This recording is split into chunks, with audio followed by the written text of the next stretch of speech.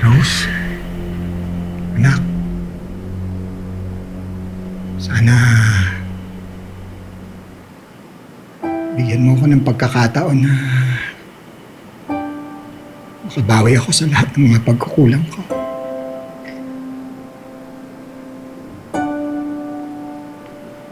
Bakit ngayon pa?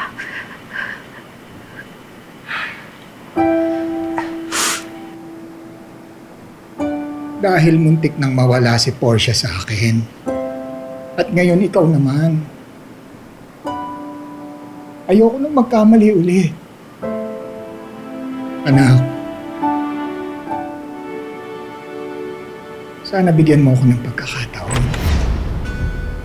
Sa akin ka na tumira. Sa mansyong ko. Karapatan mo naman yun eh. Rose, anak, isa kang pera. Hindi mo pwedeng angkinin ang apo ko! Kami ang pamilya ni Rose!